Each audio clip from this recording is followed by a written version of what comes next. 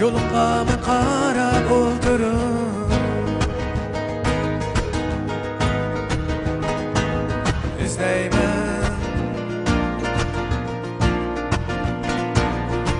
senin mangan her bir izini.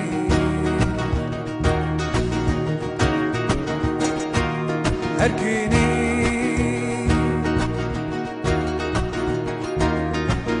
yakılıp yarılmaz seni.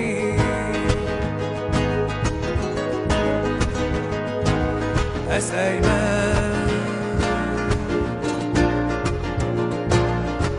bana kılgan her bir sözünü.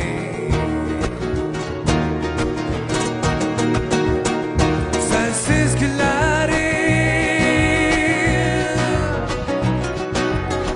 oldu şundak mənesiz bana.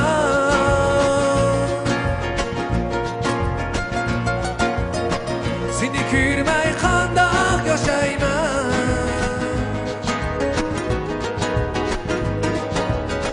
Bu dertlerni kimge aytman? Sensiz günleri oldu şundak mənesiz bana.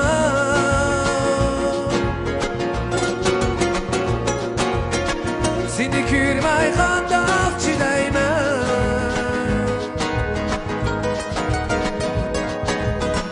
Bu dertlerni kimge aytman?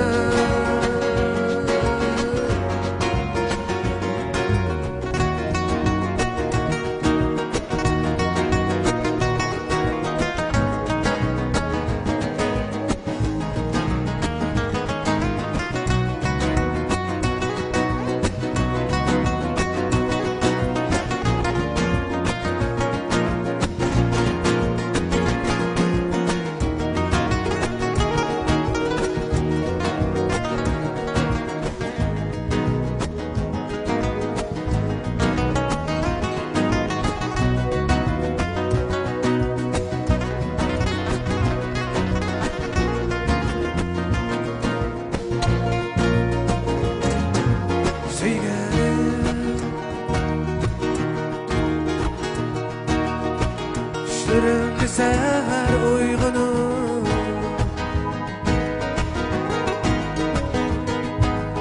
Yolumda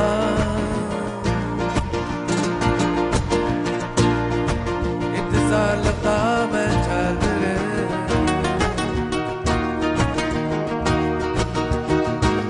Seviniş aşkında kıydı bu yüreği.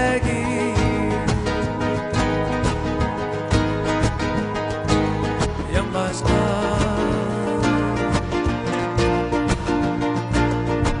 yüreğimde otlu muhabbet. Sensiz günlerim oldu şundak mənesiz bana.